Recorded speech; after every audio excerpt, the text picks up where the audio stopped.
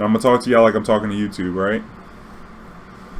What's up, Goon Squad? What's up, YouTube? Back for another story time. This one doesn't particularly pertain to magic per se, but I was on my way home to work on this stream, and if you don't know this about my past, but I used to drive a cab for upwards of 7 years in the great city of New Orleans, Louisiana. And I've seen my fair share of everything.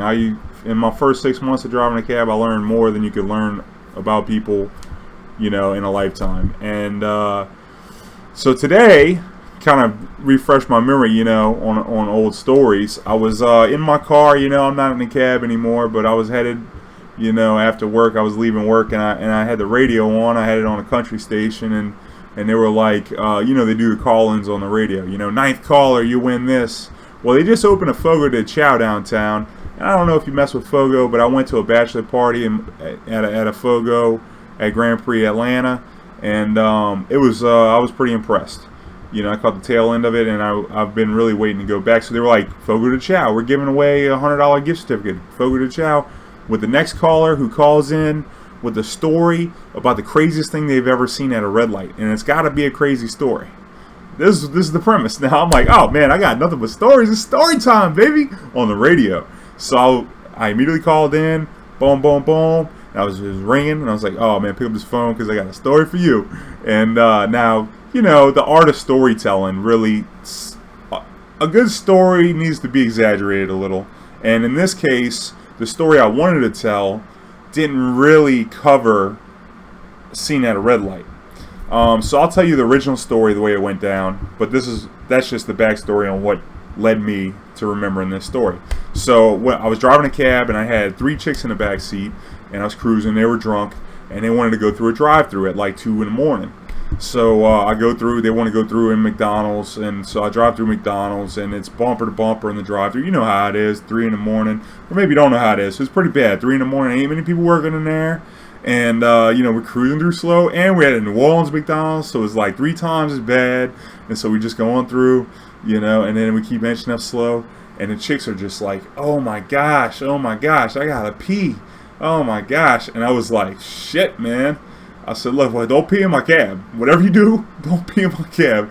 You gotta get out of here if you're gonna be peeing. And we're kind of in the hood McDonald's, and it's like, 3 young white girls, it's like, fuck, man. I can't kick them out my cab, basically. I'm stuck with them, whatever their situation is.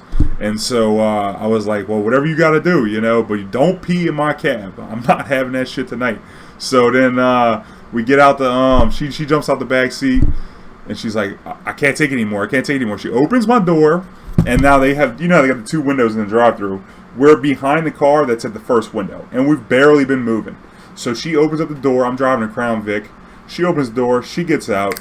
She's in a dress, and she just pops a squat, takes a piss right there in the fucking parking lot, and it's a long piss. Like, you could count to 60. This chick is still pissing. So much so that the car in front of me moves.